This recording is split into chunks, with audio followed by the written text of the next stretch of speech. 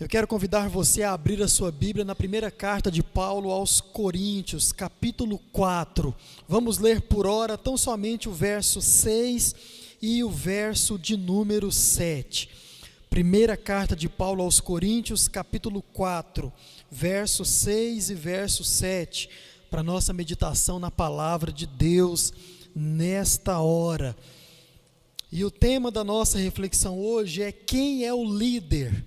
Nós vamos tentar responder essa pergunta hoje, através da exposição desse texto. Para você que é da nossa igreja, você sabe que nós estamos lendo a Bíblia inteira.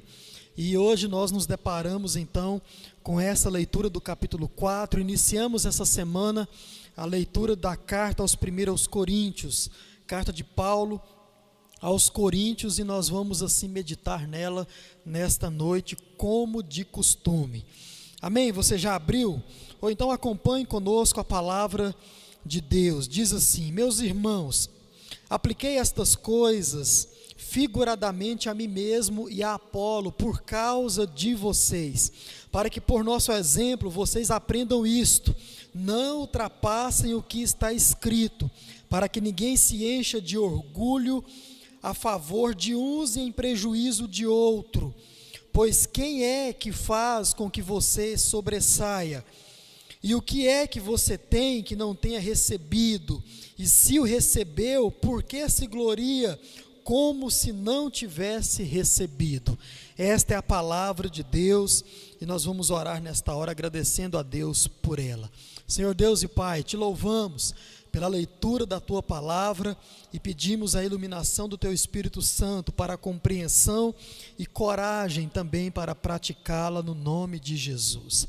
Amém e amém. Irmãos, algumas considerações com relação a esta carta, à cidade e também à igreja em Corinto. Primeiro, como você aprendeu na quarta-feira, dia 12, as cartas elas estão aqui no cano, na palavra de Deus, na Bíblia Sagrada, não por ordem de escrita, mas sim por ordem de tamanho. Então, seguindo a sequência, esta é a segunda carta que Paulo escreveu e também é a segunda maior de todas elas. Outra coisa que nós percebemos na leitura desta carta, e aqui sobre os olhos de muitos estudiosos, primeiro, Peter Wagner diz que esta carta, ela tem mais conselhos práticos para os cristãos do nosso tempo, do tempo presente, quanto qualquer outro livro da Bíblia. Peter diz que a carta de Paulo aos Coríntios é a carta que mais tem conselhos práticos para a vida do cristão. Então, diante disso, você já percebe a importância de se estudar, de se ler essa carta com bastante cuidado, como eu tenho incentivado você, prestando atenção nos mínimos detalhes, porque ela fala aos nossos corações. Mas estudar a carta é colocar um espelho diante da igreja hoje, disse Hernandes Dias Lopes. Ou seja, irmãos, quando nós estudamos esta carta, nós percebemos os principais problemas da igreja atual, vimos as suas mais altas falhas, os seus maiores defeitos, vimos também a sua necessidade de ser cada dia mais doutrinada pela exposição, pela explicação da palavra de Deus, e graças a Deus é isso que nós procuramos fazer, em especial nesse exato momento. Outra coisa, outra consideração, alguns autores gregos e romanos que vieram antes mesmo de ser fincado, estabelecido o cristianismo, autores gregos e romanos que vieram nos séculos antes do cristianismo, eles, irmãos, tinham uma visão acerca da cidade e também tiveram uma visão acerca da própria igreja em função daquilo que se era comum na cidade, que foi adentrado para a própria igreja. Qual era a visão que esses homens tinham a respeito da cidade de Corinto? Veja bem, eles tratavam aquela cidade como a cidade que tinha um índice maior de fornicação e também de prostituição. Veja bem, os gregos haviam até cunhado naquela cidade, e para os habitantes daquela cidade, um termo voltado para a sua imoralidade sexual, e o termo era o seguinte: korintiazestai. Esse era o termo que esses homens fincaram, cunharam naquela cidade, ou necessariamente sobre os moradores daquela cidade, mostrando assim a imoralidade sexual que tinha sobre aquela cidade. Era como um apelido que eles colocavam sobre algumas pessoas, que eles olhavam e viam: essa pessoa age conforme aquilo que se é comum de se ver na cidade de Corinto. E eles então olhavam para muitas pessoas e diziam esse termo, korintiazestai, sobre a vida de muitos. Corinto tinha uma dúzia ou até mais de templos estabelecidos a vários deuses, e um deles era dedicado à deusa do amor, Afrodite, e era conhecido na sua antiguidade por sua imoralidade sexual.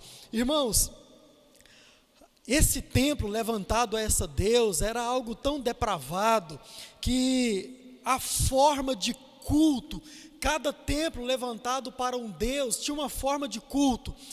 Esse culto que era prestado a esta deusa, irmãos, é a coisa mais horrível de se explicar. Tinha ali algumas súditas desta deusa que iam ao encontro de homens que iriam prestar culto a essa deusa, e você já pode imaginar que tipo de culto se tinha ali com essas súditas, e também, claro, com os homens que iriam prestar culto ali à deusa Afrodite. Você pode perceber então tamanha imoralidade sexual dentro daquela cidade, e o pior, tudo isso foi passando também dentro da igreja, nós vamos perceber isso. Mas Paulo plantou esta igreja quando ele estava na sua segunda viagem missionária, ou seja, Paulo foi pastor da igreja de Éfeso, e em Éfeso ele então escreve essa carta. Na verdade, antes de ser pastor da igreja de Éfeso, ele planta esta igreja na cidade de Corinto, irmãos, e esse foi um trabalho árduo. Como você já pode perceber, plantar uma igreja em uma localidade dessa, em uma cidade dessa, você pode perceber que não foi um trabalho fácil. E como diz em Atos capítulo 18, verso 11, foi um trabalho de 18 meses, ou seja, 1 ano e 6 meses para plantar esta igreja.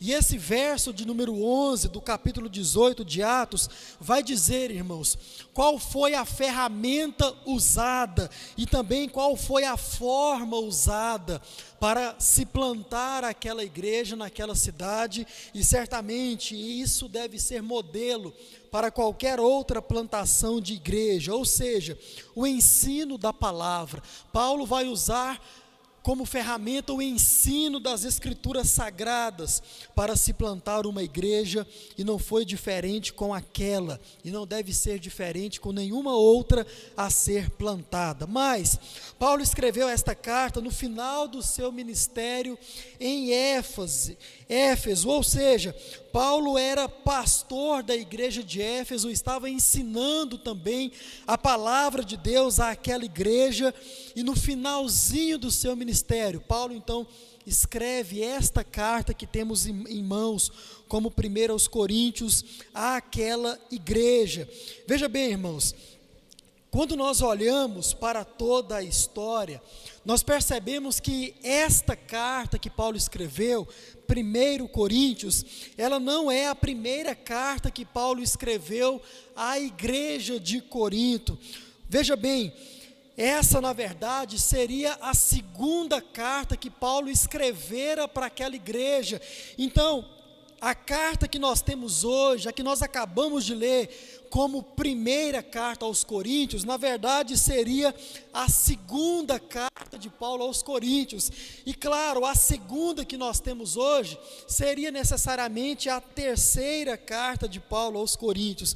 Um detalhe muito interessante e importante: Paulo já tinha escrito àqueles irmãos, como nós percebemos no capítulo 5, no verso 9, mas irmãos, aprouve Deus não nos dar a conhecer esta carta que já tinha sido escrito, e certamente essa carta tinha muitos ensinamentos à igreja sobre a vida cristã, necessariamente sobre a pureza de vida. Percebemos tudo isso no capítulo 5.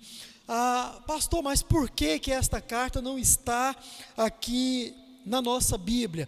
Ela foi lida pela igreja, foi entregue à igreja. Quando nós lemos o capítulo 5, verso 9, nós percebemos e cremos que sim, ela chegou àquela igreja. Mas como disse, irmãos, aprove Deus que ela não estivesse na nossa Bíblia, porque nós acreditamos que esta carta necessariamente era tão somente para aquela igreja. Acreditamos, por providência de Deus, que ela não seria necessária para as nossas igrejas e também para as nossas vidas hoje em dia. Por fim, Paulo então escreve a primeira carta, como nós acabamos de ver, e depois que eles recebem essa carta, os irmãos da igreja de Corinto, então, eles escrevem para Paulo uma carta. E para que eles escrevem? Para tirar algumas dúvidas a respeito daquilo que Paulo já tinha escrito, como acabamos de dizer, e também para expor alguns problemas que a igreja estava passando. Quando você olha, irmãos, para esta carta, você percebe que na igreja de Corinto tinha uma irmã chamada Cloe, e você percebe também que os parentes de Cloe, alguns que eram da casa de Cloe, informa Paulo sobre aquilo que estava acontecendo, necessariamente sobre algumas divisões e também outros problemas relacionados à impureza, à imoralidade sexual que já estava acontecendo dentro daquela igreja. E quando você olha então para o capítulo 16, necessariamente os versos 17 e 18, você vai ler daqui uns dias que foram enviados da igreja até Paulo, ou seja, até Éfeso, 3 irmãos, e esses irmãos também estavam levando para Paulo alguns problemas, confirmando alguns problemas que os parentes de Cloe já tinham dito a Paulo. E é bem provável que esses 3 irmãos, enviados da igreja até Éfeso, onde estava Paulo, certamente foram eles que em mãos carregaram esta carta da igreja até Paulo, e certamente também estes mesmos irmãos levaram esta carta, primeiro aos Coríntios, até a igreja de Corinto. Então, irmãos, tudo isso em relação à igreja, à cidade, e também a carta que foi escrita até esta igreja. Agora eu quero dar para vocês alguns motivos pelos quais esta carta foi escrita. Primeira aos Coríntios. Primeiro, Paulo, de forma necessária, ele vai tratar em toda a carta de um assunto. Quando você olha para o capítulo 7, o verso 1, você percebe que os irmãos, eles estavam com uma dúvida em si, na mente, e esta dúvida era a respeito de não se tocar em mulher. Capítulo 7, o verso 1 vai mostrar essa questão levantada pelos irmãos, trazido com certeza por esses 3 irmãos que nós acabamos de citar. Mas, irmãos, como disse, esses irmãos e também os familiares de Cloe, eles não trouxeram tão somente este problema, mas você vai ver Paulo respondendo outras questões, e questões até que ele se viu que deveria responder de forma primária, de forma necessária. Veja bem, primeiro, Paulo estava também orientando quanto à liderança daquela igreja, quando o assunto da liderança, e principalmente sobre a divisão, sobre o partido que a igreja estava tomando, quando isso chegou ao conhecimento de Paulo, Paulo se viu na necessidade de responder esta pergunta em primeiro lugar, e necessariamente é o que nós vamos tratar aqui nesta noite. Então Paulo estava orientando quanto à liderança daquela igreja. A igreja era repleta de várias classes sociais. A igreja estava cheia de ricos, de pobres, de escravos, de homens e líderes cultos e também de homens leigos. Mas, irmãos, isso necessariamente não era o problema. O problema era que estava acontecendo um desmerecimento de uns, como nós acabamos de ler, em detrimento de outros, ou seja, eles estavam tendo partidos entre os líderes necessariamente por causa da sua autoconhecimento, quer seja das escrituras, mas principalmente da filosofia da época, principalmente da ciência da época. Ou seja, os membros da igreja estavam se dividindo entre os líderes daquela igreja. E, irmãos, quando Paulo percebe esse espírito de partidarismo que invadiu aquela igreja, ele percebe que isso então afastou alguns membros de alguns líderes, e afastou também as pessoas umas das outras, ou seja, tudo isso causou uma divisão, tudo isso causou uma discórdia, uma desavença dentro da igreja. E quando Paulo então toma conhecimento da existência de facções, de partidos, de divisões dentro da igreja, ele tratou o problema como prioridade. Você vai perceber isso. Segundo, Paulo tratou de problemas morais seríssimos, como nós já abordamos aqui. Na comunidade de Corinto, veja bem, um homem mantinha relações sexuais com a própria madrasta, com a mulher de seu pai.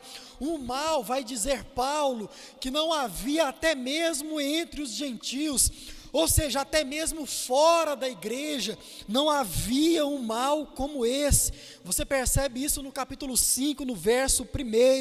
Paulo considerou, irmãos, toda a igreja de Corinto como responsável por esse pecado, e repreendeu os membros por não se lamentarem por causa desse pecado. Ouça, Paulo sabia que a igreja sabia desse pecado, um enteado tendo relações com a sua madrasta, e Paulo então culpa a igreja por causa do pecado e também por não se lamentarem por causa desse pecado.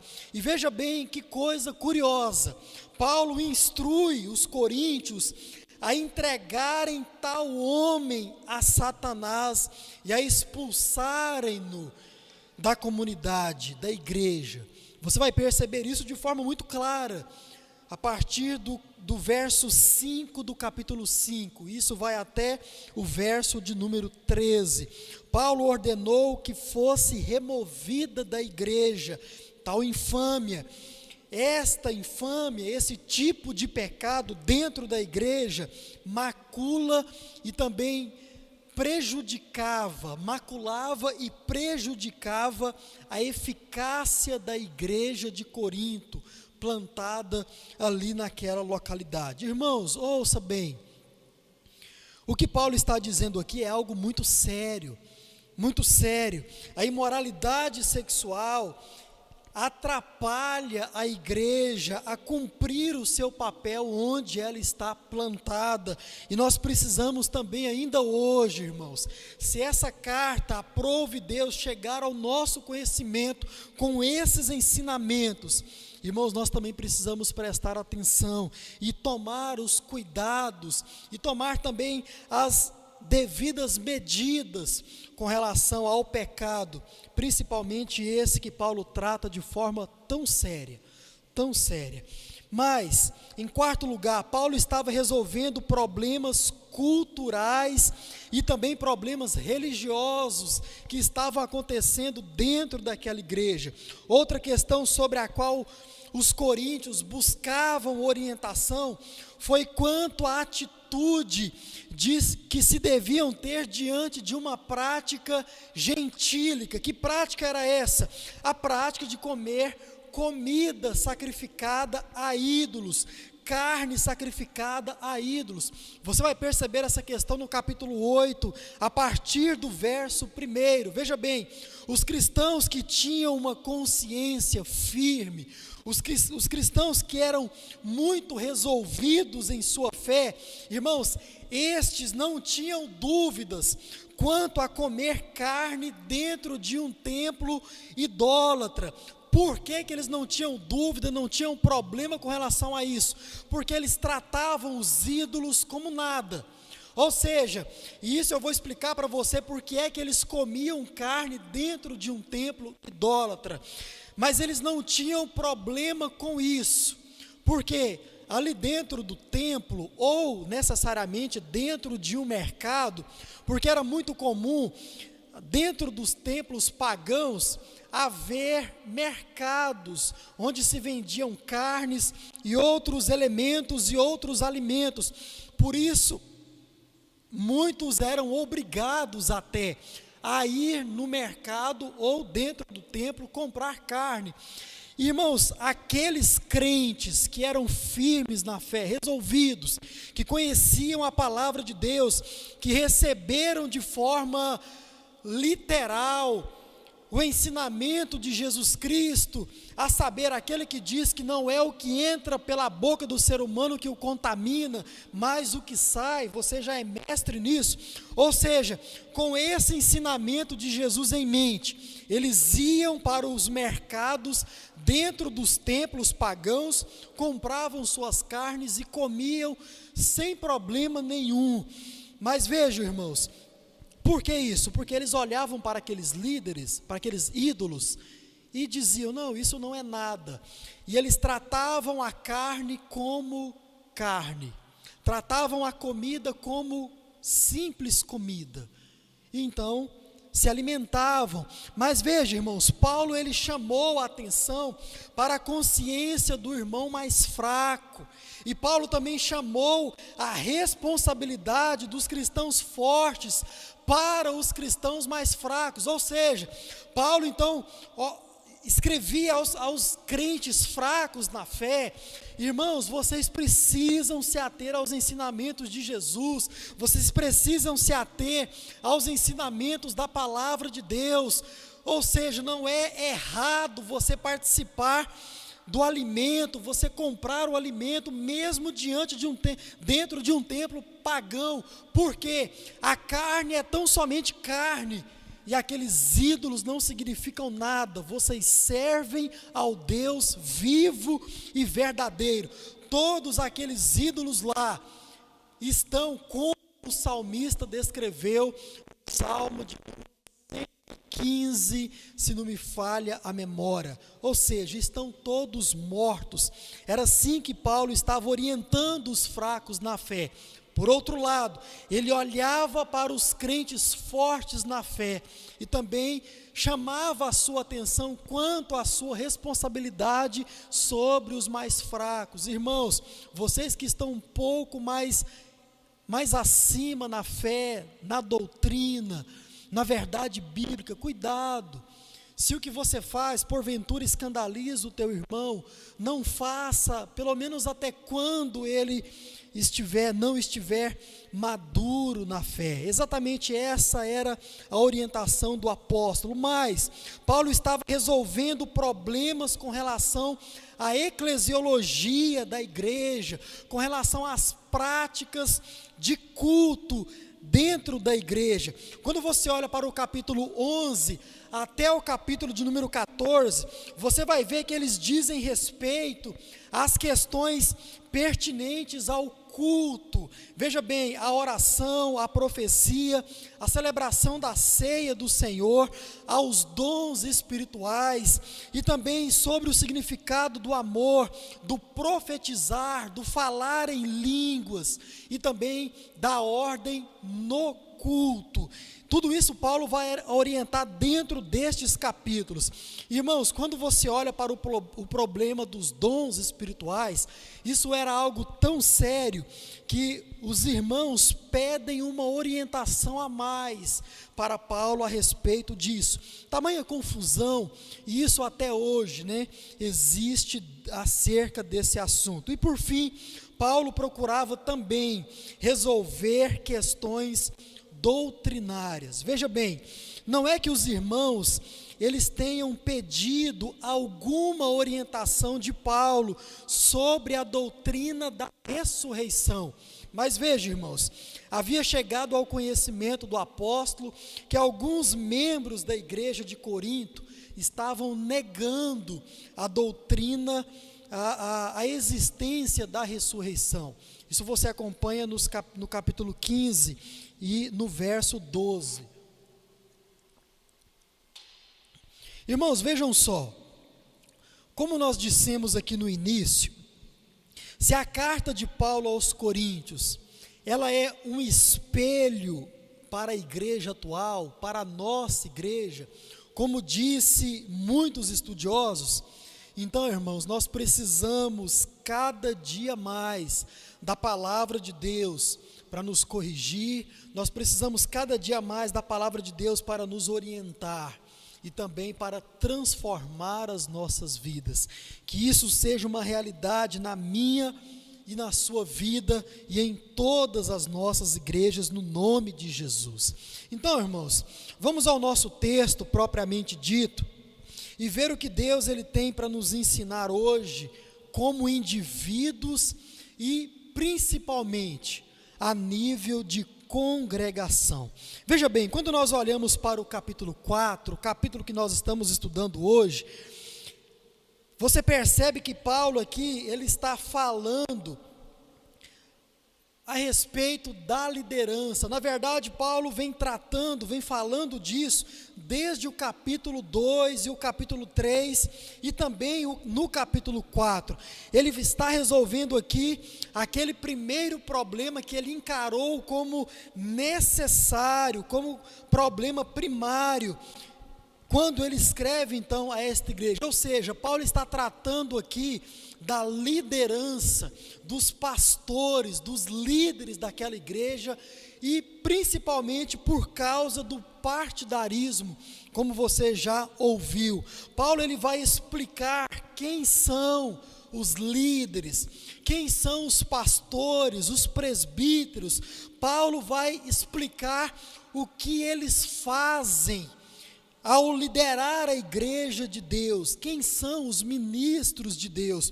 Por isso o tema da nossa mensagem hoje, quem são os líderes, quem são os pastores, o que eles fazem ao receber a liderança da igreja e esta dada pelo próprio Deus. Ou seja, irmãos, Paulo ele vai mostrar que eles são de carne e osso. Paulo vai mostrar que eles são homens comuns, que eles não precisam de aplausos de ninguém, que eles não precisam de fama, não precisam o que nós chamamos hoje de tapinha nas costas, de bajulação e tantas outras coisas desnecessárias. E, irmãos, tantas outras coisas que muitos crentes dão aos seus líderes, que na verdade não se trata de honra, como a palavra de Deus orienta, mas sim de uma mera e fútil bajulação, que só vai levar tão somente ao orgulho e à vaidade. Isso que Paulo vai procurar orientar a igreja e também aos líderes. E isso certamente, irmãos, serve de lições para nós hoje, e é o que vamos aprender. Então nós veremos quem são os líderes da igreja, de acordo com o apóstolo Paulo, e certamente de acordo com a palavra de Deus. Primeiro, o líder é um ministro sentenciado à morte. Volta na sua Bíblia no verso de número 1, e você vai perceber isso. Paulo diz assim: assim pois importa que todos nos considerem como ministro. Lembra que ele está usando a figura dele e de Apolo. Nos considerem como ministros de Cristo e encarregados dos mistérios de Deus. Irmãos, veja bem, quando nós olhamos para esse verso, nós percebemos que Paulo deixa claro que é exatamente assim que você deve considerar um líder, um ministro, um pastor, como um ministro sentenciado à morte. Mas ouça, você também deve conhecer o verdadeiro sentido desse termo, desta frase.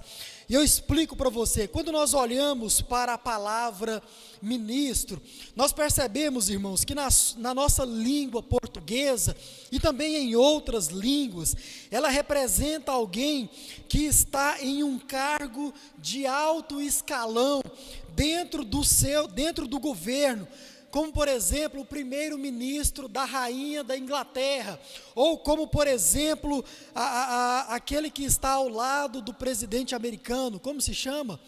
O secretário de Estado, né? Então é alguém que está em uma alta posição dentro de um governo, dentro de uma hierarquia. Mas irmãos, quando nós olhamos para a língua grega, nós percebemos que a palavra que Paulo usa aqui, ela dá uma visão totalmente contrária a esse entendimento. Veja bem, o termo usado pelo apóstolo de Cristo, irmãos, ele traz um sentido muito particular para aquele tempo, mas também que é usado hoje ainda, a partir da transliteração da palavra de Deus, dos seus termos originais. Ou seja, o termo usado pelo apóstolo aqui, irmãos, para se intitular, e também intitular todos os líderes de igrejas, os pastores, os ministros, era o mesmo usado, veja bem, para um remador de Gales, remador de Gales. Ou seja, o que significa isso? Antigamente, irmãos, existia grandes navios do Império Romano, e dentro desses navios, irmão, coloca para mim aí aquela imagem, por favor. Olhando essa imagem, você vai saber do que é que nós estamos falando.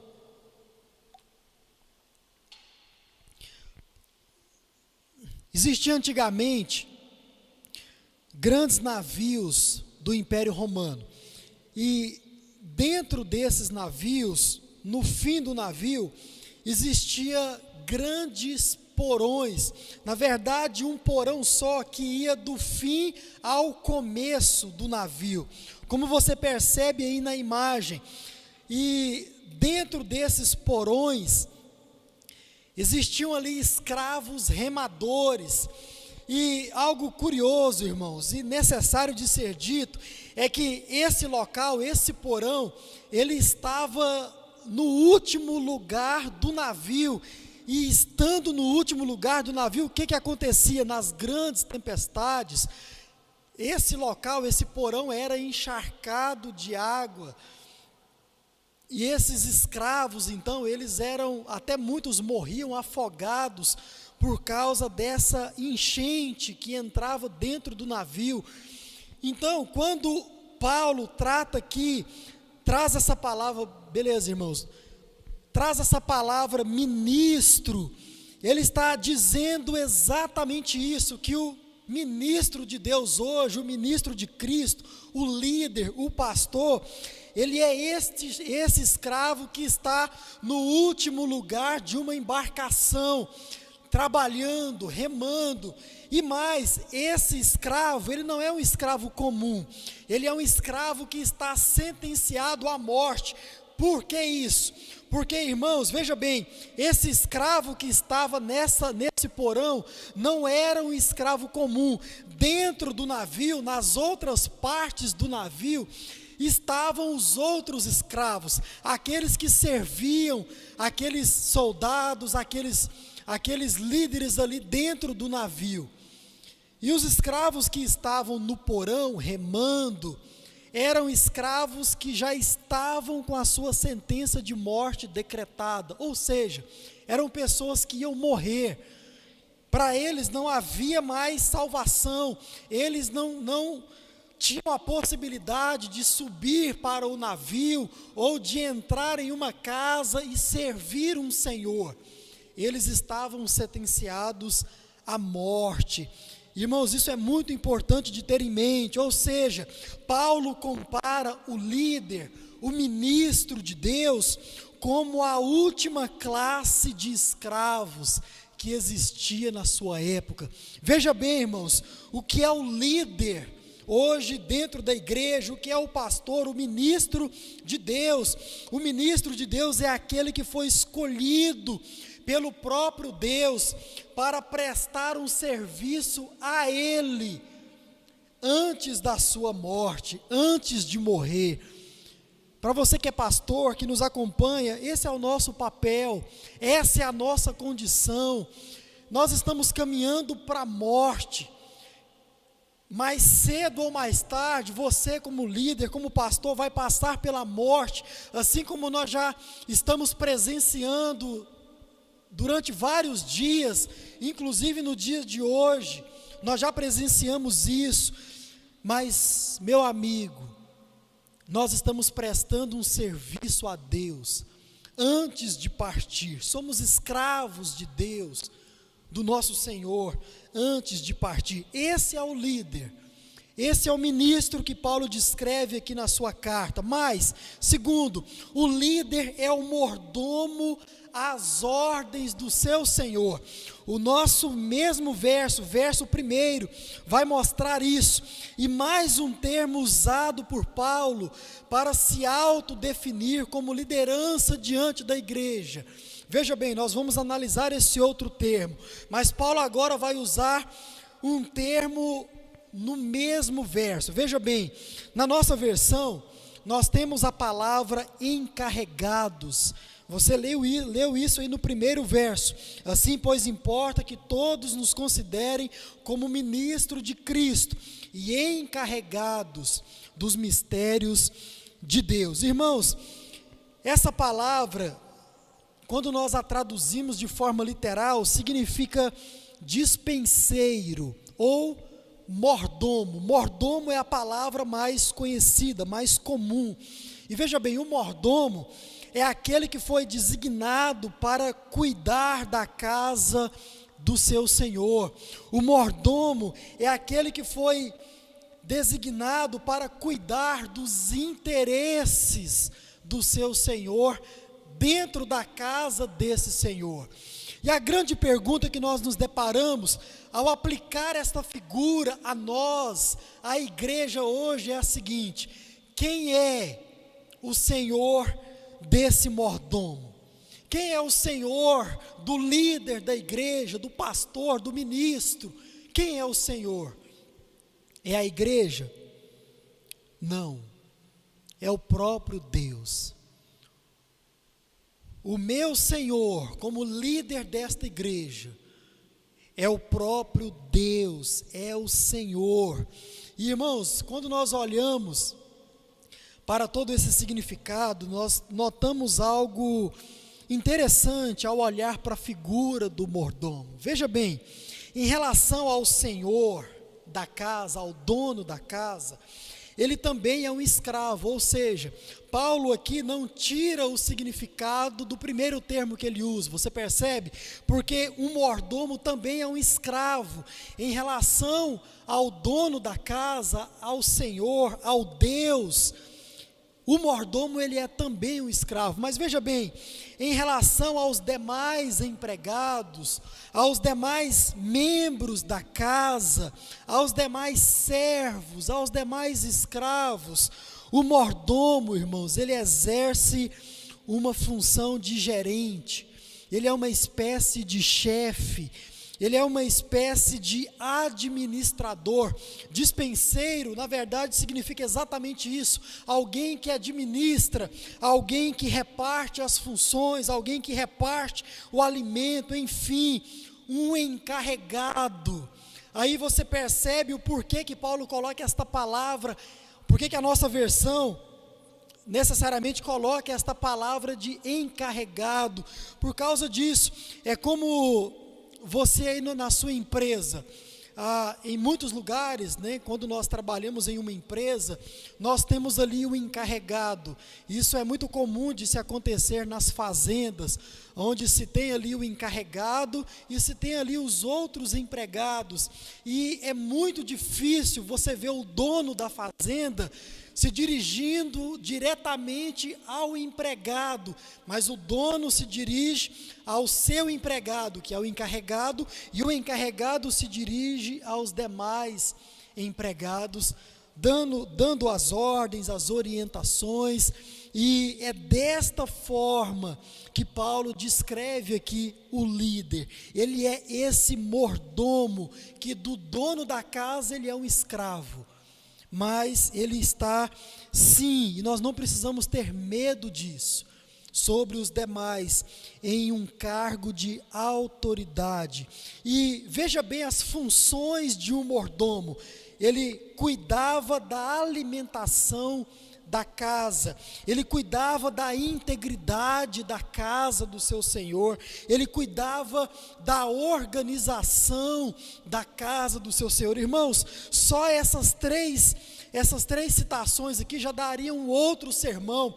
Como por exemplo, veja bem, não era papel do mordomo em prover o alimento para casa, ou seja, aplicando isso para os dias de hoje, não é papel do pastor, do líder, do ministro, prover o alimento, ou seja, no sentido que não é papel dele trazer um alimento novo, mas é papel dele administrar, repartir o alimento que já está dado, ou seja, a palavra de Deus. E assim, todos esses outras citações que eu fiz já dariam outro sermão, mas como disse, isso é um outro sermão e nós podemos tratar disso em um outro momento. Veja bem, ou seja, irmãos, o líder, ele é aquele que cuida, o líder é aquele que gerencia, que administra a casa de Deus, é sobre ele que está o encargo de repartir, de dividir, de fazer conhecido aquilo que é a vontade do seu Senhor, ou seja, de Deus para a casa e consequentemente, necessariamente para aqueles que fazem parte da casa, ou seja, para a igreja, né? O povo de Deus. Então, irmãos, ouça, você não precisa se assustar com a liderança do seu pastor, você não precisa se assustar com isso. É para isso mesmo que ele foi designado, é para isso mesmo que ele está aos serviços de Deus para com a igreja. Por fim, o líder é aquele que é fiel ao seu trabalho.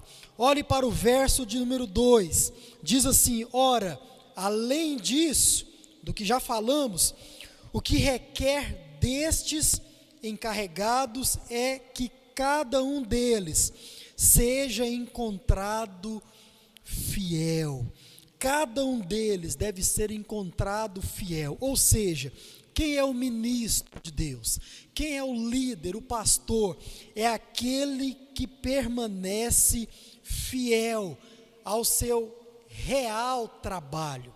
Exatamente isso. O líder tem o seu trabalho específico dentro da casa do seu Senhor. Quem é que deve desvendar os mistérios de Deus? É o líder. Ou seja, é ele que deve desvendar os mistérios de Deus para a igreja. Esse é o papel essencial, esse é o papel necessário de um líder, de um pastor levantado pelo próprio Deus. Veja só, irmãos, a palavra mistérios de Deus, que é usado aqui por Paulo, tem os seguintes significados, no plural mesmo. Primeiro, mistérios de Deus aqui significa assunto cujo conhecimento exige uma iniciação. Preste muita atenção nisso. Ou seja, Paulo está falando aqui com toda certeza, irmãos, da exposição, da explicação da palavra de Deus. Ou seja, quem pode ler a Bíblia? Todos. Quem pode ler a palavra de Deus? Todos. Quem pode ter acesso às Escrituras Sagradas?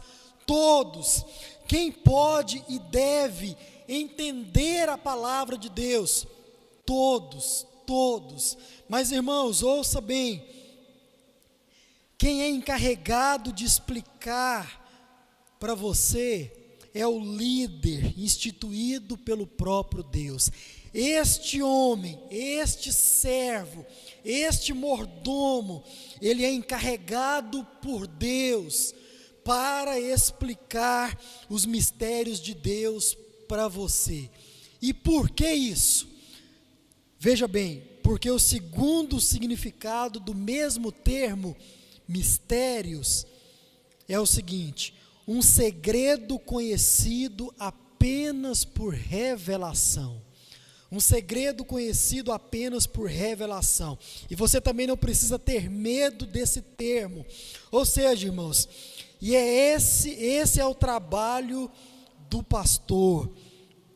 Esse é o trabalho que você, pastor, precisa se manter fiel, no sentido de se esmerar no seu estudo da palavra de Deus e nos outros recursos que tem para explicar os mistérios de Deus, a palavra de Deus para os irmãos, no sentido de buscar de Deus a orientação para a sua igreja. O que é que eu preciso ensinar para a minha igreja?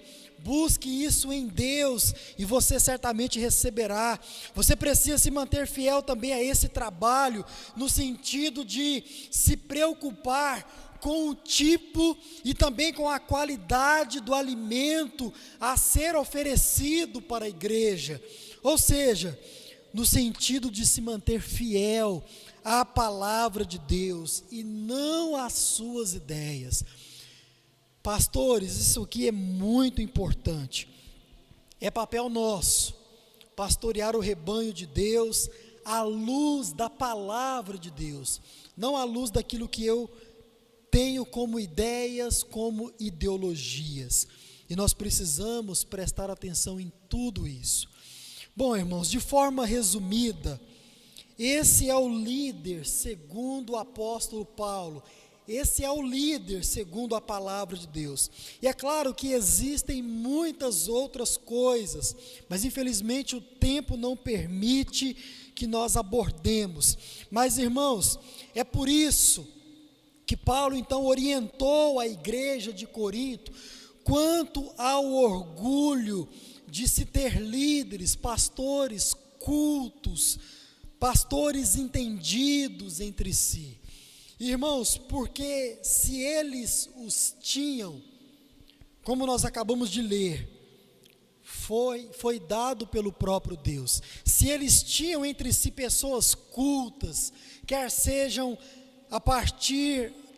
do conhecimento da palavra de Deus ou de outras ciências, tudo isso foi dado pelo próprio Deus. Por isso Paulo disse: não ultrapassem o que foi dito, ou seja, não elevem os seus líderes acima do que eles de fato são.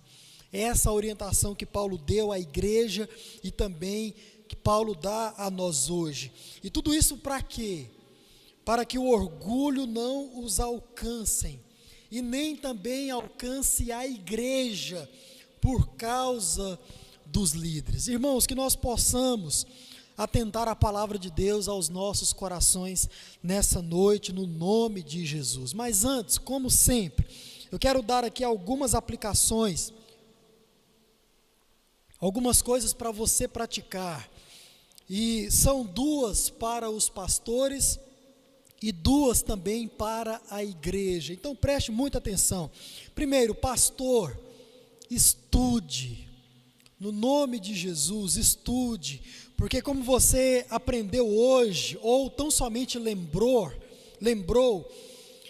é papel seu instruir o povo de Deus de acordo com a palavra de Deus. Por isso, se esmere na leitura, se esmere nos recursos que nos ajudam a desvendar com fidelidade, dia após dia, os mistérios de Deus para a igreja. Irmãos, nós precisamos estudar, nós precisamos ler, nós precisamos adquirir ferramentas que nos ajude a orientar os irmãos à luz da palavra de Deus. Eu falo isso para você com muito amor, mas também com muita verdade. E ouça bem o que E.M. Bonds, ele escreveu no seu livro O Poder pela Oração. Todo líder, todo pastor deveria ler este livro, O Poder pela Oração. Alguns pastores já leram, já emprestei o meu para alguns, e ele está à disposição também. E E.M. Bonds diz o seguinte, abre aspas, o estudo do pregador deve ser como um aposento recluso, ou seja, ele deve ter um local para o estudo. E diz mais, deve ser um betel, um altar, uma visão e uma escadaria, para que cada pensamento suba ao céu, antes de descer aos homens. Veja, irmãos, que coisa maravilhosa.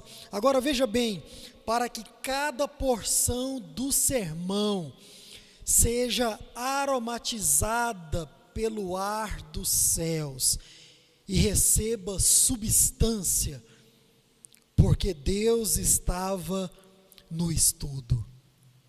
Irmãos, você percebe o quão importante é o local e o momento do estudo do pastor para preparar a mensagem para depois entregá-la à igreja.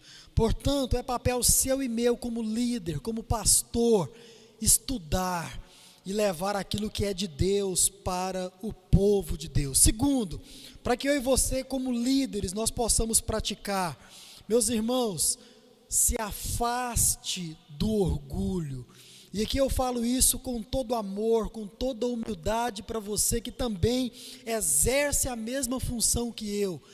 Primeiro a mim, se afaste do orgulho. Pastor, em nome de Jesus, tenha uma visão correta de si mesmo. E esta visão diante de Deus, diante da igreja e também diante de você mesmo. Preste muita atenção, meu amigo, meu irmão, você não deve achar que é pouco isso que você faz, ser um ministro de Deus, ser alguém que para e estuda para pregar a palavra de Deus, no nome de Jesus. Você não deve achar que isso é pouco, como muitos acham, e infelizmente até mesmo dentro das igrejas. Mas ouça também, você deve saber que está caminhando para a morte. Você deve saber que o seu momento aí ou aqui vai passar. Você vai morrer um dia. E você vai ser elevado à glória juntamente com Deus no nome de Jesus. Não estou desejando a morte de forma rápida para você, mas um dia nós vamos passar por isso. E o que é que vai acontecer quando isso acontecer? Outro vai vir e vai tomar o nosso lugar. Outro vai ser levantado por Deus e vai conduzir a igreja, o rebanho que um dia você conduziu. Por isso, se afaste do orgulho, porque se Deus te deu uma igreja como essa, se você está à frente de uma igreja como esta, foi Deus quem te deu. Igreja, se Deus te deu um pastor como esse, inteligente, culto, sábio, foi Deus quem deu. Portanto, nos afastemos do orgulho. E eu gostaria aqui agora de voltar a palavra para os pastores, necessariamente, para ajudar você a fugir do ego, do orgulho, assim como eu fui ajudado um dia. Preste muita atenção, eu quero te dar uma ferramenta, e é este livro aqui, Ego Transformado. Irmão, joga para cá para ficar mais perto, por favor. Ego Transformado. Esse livro me ajudou muito, pastor. E esta igreja, a primeira igreja batista em Itaberaí, está dando esse livro para você, para te ajudar, para que você possa fazer uma leitura sadia, saudável e entender o que é o ego que habita dentro do líder. E entendendo, aqui o Timothy Keller vai te dar muitas outras ferramentas para transformar esse ego. Então, com toda a humildade, nós queremos dar esse livro para você, e nós adquirimos hoje 20 exemplares deste livro, e os 20 primeiros pastores que me procurar vai ganhar, né, de presente este livro. Eu não só vou enviar para você pelo correio, a não ser que você pague o frete, né? Se você falar que vai pagar o Sedex, eu envio, faço a cotação e você deposita, e eu então envio para você. Mas eu vou muito a Goiânia. Se você estiver em Goiânia, estiver nos ouvindo, você pode pedir para mim, e eu vou levar para você, e assim a gente marca e eu te entrego. Isso é presente da igreja para você. Ou você que é de outra cidade, porventura vai passar aqui, pode entrar em contato comigo e falar: guarda o meu aí que eu vou passar aí para pegar. E você vai ter também assim a oportunidade de adquirir este livro. Então, irmãos, esse é um presente da nossa igreja para você, pastor, no sentido de abençoar você, não no sentido, que fique claro, não no sentido de saber quem é orgulhoso ou não, de forma alguma. Como disse, eu tenho esse livro, já li várias vezes, e é sempre bom retomar a leitura. Agora aqui, uma aplicação para a igreja. Igreja, ouça seu pastor, ele está a serviço de Deus para te alimentar espiritualmente. Veja bem, se o seu pastor estuda, se ele se dedica na preparação e na pregação da palavra, ouça o que ele tem a dizer, porque certamente esse pastor, ele será a boca de Deus para falar ao seu coração, à sua vida. Se ele administra a casa de Deus com sabedoria, com inteligência, dê valor a esse ministro, porque o profeta Jeremias, se não me engano, ele disse que Deus iria dar pastores, líderes, que pastoreasse com inteligência e sabedoria. Se você o tem, dê valor, no nome de Jesus. E por fim, igreja, respeite a autoridade do seu pastor. Ele é sim um escravo, mas do próprio Deus, e não da igreja. Portanto, no nome de Jesus, respeite a autoridade do seu pastor, porque ele foi levantado por Deus também para isso. Amém? Vamos orar? Senhor Deus e Pai, te louvamos pela tua palavra. Nos dê força, coragem para praticá-la.